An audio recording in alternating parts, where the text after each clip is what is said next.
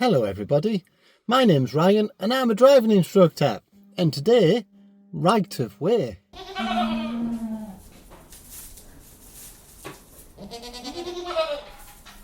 So today, right of way.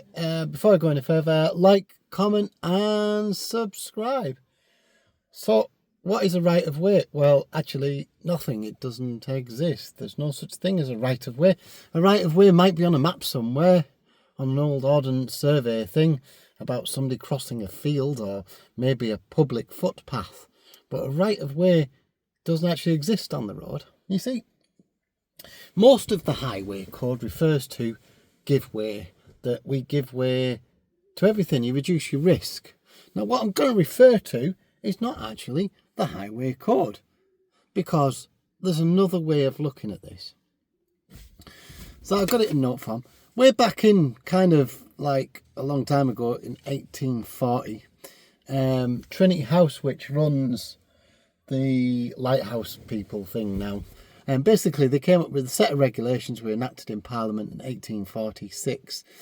They were regarding the Steamship Navigation Act. Right, why are you going about steamships? Because cars came along after steam, and they used the collision regulations of 1972, or has been amended to date, all the way up to, I think it's 2023. They used these rules from what already existed about steamships or sailing ships. And I've got all of the collision regulations here. You're wondering why I know about this? It's because I used to study them, because I used to be at sea. And all of the rules were amended 1863. They were then passed into law through the Abraham Lincoln in the US, and by 1863 they were supplemented with whistle signals, and it goes on and on and on till eventually you got round to 48, the safety of life at sea, them rules, and they became kind of adopted worldwide by everybody, with eventually a ratification in 1972. But how does that refer to the highway code? Surely we were driving before then. Well, yeah, we were driving a long time before history, but they still used a lot of those elements, and this is where right of way comes in. So according to the collision regulations, which also kind of refers to the highway code, there is a commonly held misconception concerning the rules of maritime and marine navigation that is following a specific set of rules. A vessel can gain certain rights of way over other vessels, but no vessel ever has right of way over other vessels. Rather, there's always a give way and a stand-on vessel. There may be two give way vessels with a stand-on vessel, or no stand-on vessel at all.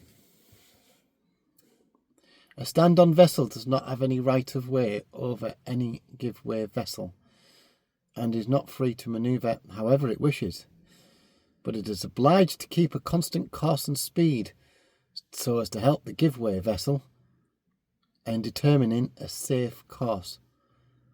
So standing on is an obligation, not a right, and it is not a privilege. Furthermore, a stand-on vessel may still be obliged under Rule 2 and 27 of the collision regs to give way itself. In particular, a situation has arisen where a collision can no longer be avoided by actions of the give way vessel alone. For example, two motor-driven vessels approaching one another head-to-head, but both deemed to give way, and both are required to alter course, therefore avoiding a collision. Therefore, nobody has a right of way. Now, that also applies to the highway code, that nobody has a right of way, that you give way. In the event of a collision, you should take all way off and reduce your speed. You should drive to the conditions. Literally all of these sailing regs, these international regulations for preventions of collisions at sea, literally say that you should do a specific thing. And that's how the highway code's worded.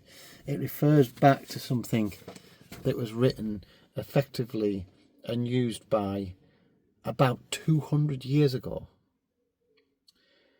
Now, of course, everybody's adopted all of these rules. There's about 200 countries that have adopted it. It accounts for nearly 100% of tonnage. If you want to go and read the article, it's on Wikipedia if you're really bothered about it. But all of these rules effectively became road driving rules.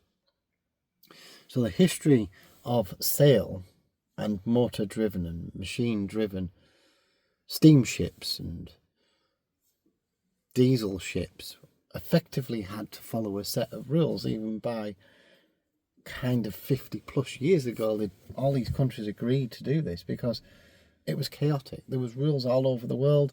There was navigation signals that were all over the world. So they had to come with a standard. And pretty much they did.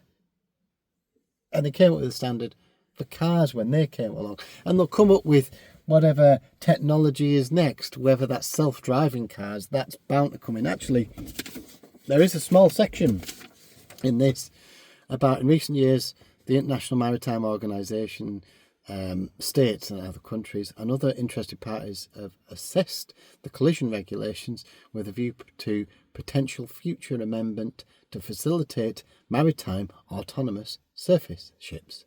These include a regulatory scoping exercise to review the applicability of the collision regulations for auto. It's impossible to read that. It's all legal. It all becomes legal. And in the event of an accident on the road, then you absolutely know it's black and white who should have given way. In some cases, in some roads, you'll get 50-50, especially roundabouts, car parks, where it's ambiguous, where there's been no evidence of that we can provide that either party is wrong. It always gets split, that we should have effectively both given way, that nobody actually has a right over somebody else. You also, in the highway code now, don't have the right over the road. It's the pedestrians and the horses and the cyclists that do. So when you get to a junction, the give-way line isn't just for cars. It's also for people and horses and cycles, and you have to give way to everything. And this is kind of what goes back to stuff that was agreed hundreds of years ago in sailing ships, that they didn't want people to crash into each other, basically.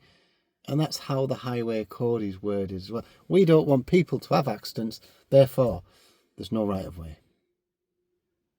I hope that makes sense, that everybody understands there's no right of way. You often see the signs give way, priority over.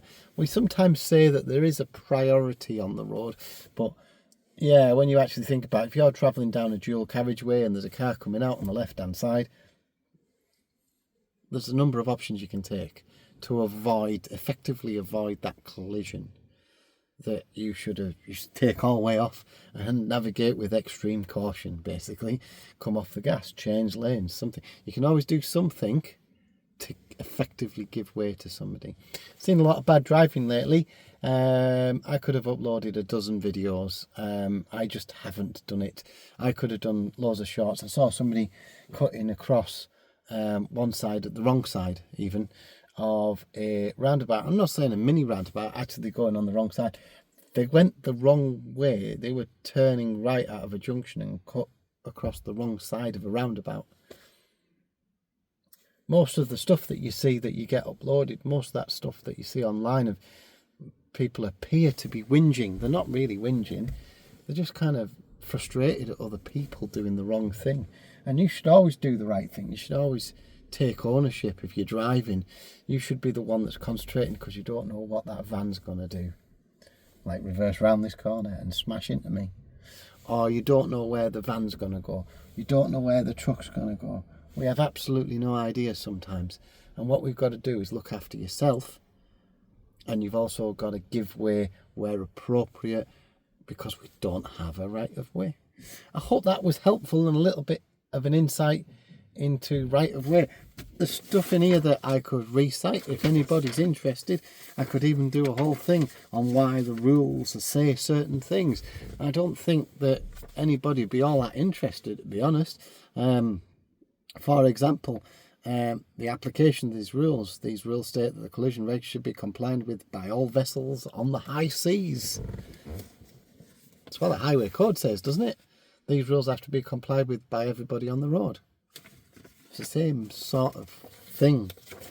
Yeah, It's interesting. It's an interesting little read. I knew about this because I used to go out to sea as navigational officer, if anybody's interested. Did that for 12 years. So, yes, that's how I know about these things.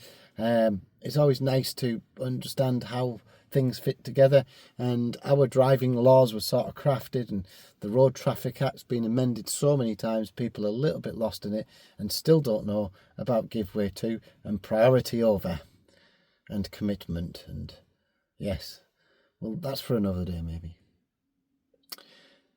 If you do like what you see, like, comment, subscribe. Subscribing is free, and I'll see you in the next one.